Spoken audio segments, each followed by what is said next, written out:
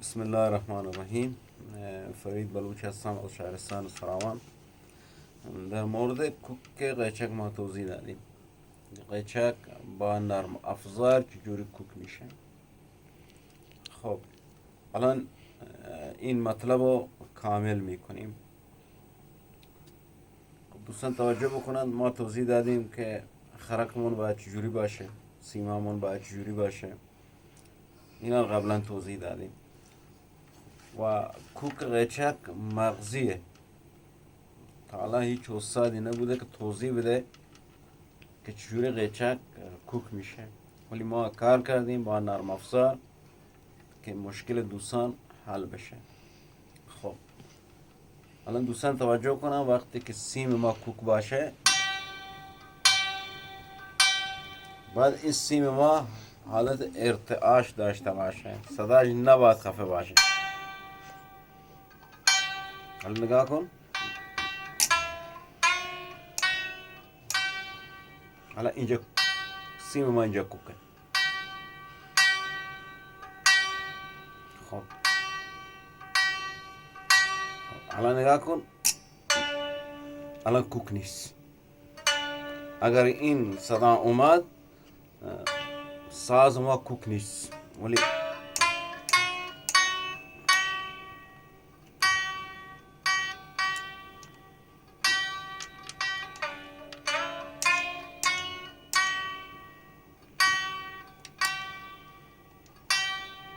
اگر الان کوکه، بعد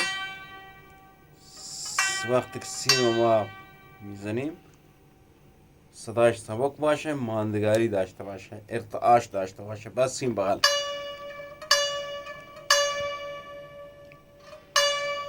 خب این الان کوکه، ما میایم الان کوک نیست، باز دوباره کوک میکنیم.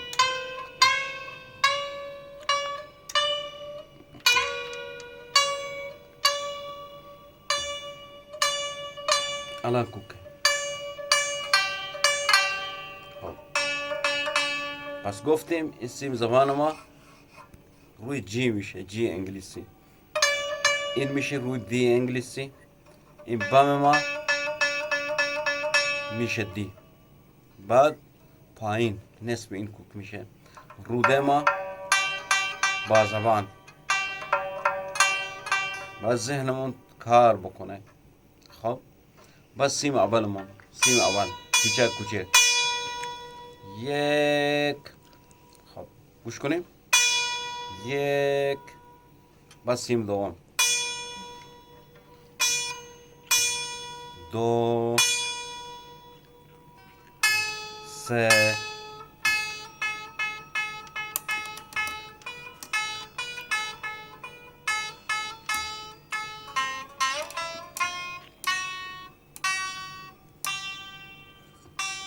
نه کوکه.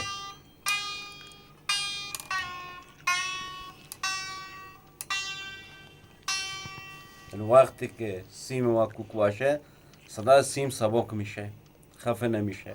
بس سیم چهارم ما، چهار، پنج، شش. سه تا پیچ این طرف داریم، این سه تا بالا کوک میشن، سه تا این طرف مون پایین کوک میشن. بعد میاد این سیم بغلمون مال این پیچ کوچه. این با هر کدوم که دوست داشتید از این سیما اینو کوک بکنید. بعد وقتی که قیچک ما کوک باشه یک صدای سنتوری میده.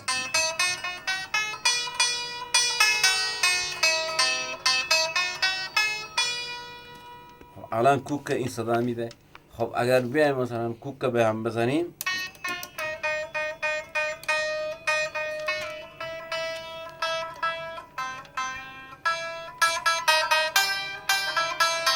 آواز اون صدای سنتوری رفت.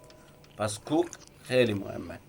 بعد اینجا این شیطاندار باید جوری شیطاندار باید ببریم که با این دندانه های خرک مساوی بریده بشه، یعنی سیم که از اینجا میاد مستقیم جای خودش قرار بگیره. اگر این شیطاندار با این یعنی مستقیم اگر با این هماهنگ دندانه ها هماهنگ نباشند، مثلا دندانه این جلوتر باشه و مال این عقبتر باشه، اینجا خرک ما زمانی که سیم روش سوار میکنیم کوک میکنیم، خرکمون تو پوست می نشینه، یا پوست پاره میکنه یا پایه خرک میشکنن. پس دوستان توجه بکنن. بعد این شیطان دارمون از همینجا با این مستقیم نگاه سیما چجوری میاد. بعد این با این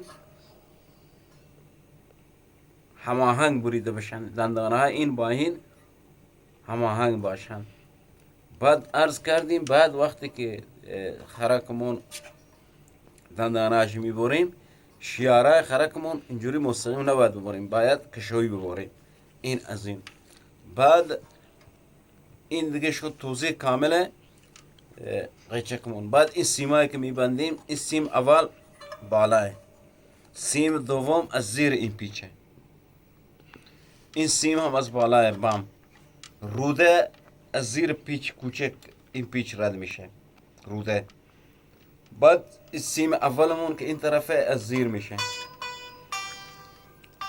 سیم دوممون هم از زیر رد میشه، این سومی از بالا میشه یا شیطاندار، چهارمی از پایینه، پنجمی بالا، ششمی بالا. این روش بستن سیما هست که میخوایم سیما رو ببندیم. بعد سیما جوری باید تمیز بسته بشن. بعد عرض کردیم این ستارمون هم که تنبورمون هست،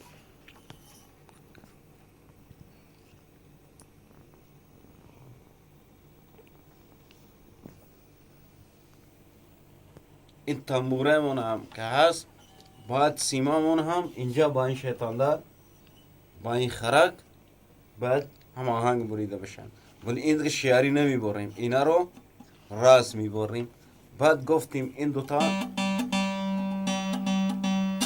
با زبان، این با بم.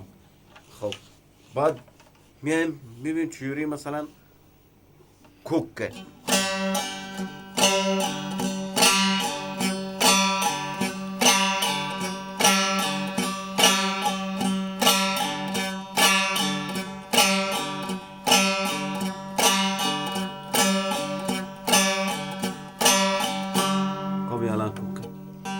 الان بیایم کوک به هم بزنیم.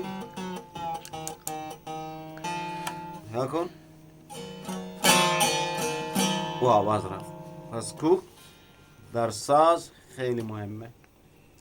و دوستانم گفتیم از سیم کلچ استفاده نکنم، ساز خودش سیم مخصوص داره. پس سیمی که مخصوص سازه همون سیمو تو سازاشون استفاده بکنن. ما طبق توضیحاتی که دادیم قیچکشونو همینجوری کوک بکنن. بعد اگر خواستن در کنارش با ستار که با هم بنوازن، این دو تا سیم با این زبان.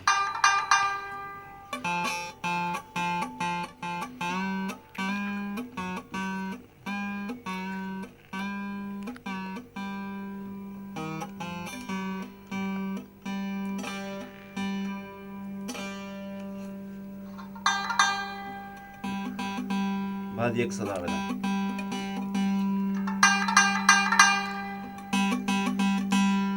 بعد یک صدا بدن. وقتی صداشون یکی شد دیگه اینجا این بام هم اگر دوستان ذهن داشته باشن، ساز خود ساز راهنمایی میکنه.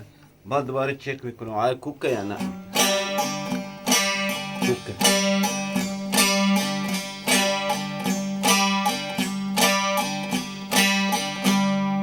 وقتی که کوک باشه صدای ساز ویل میشه.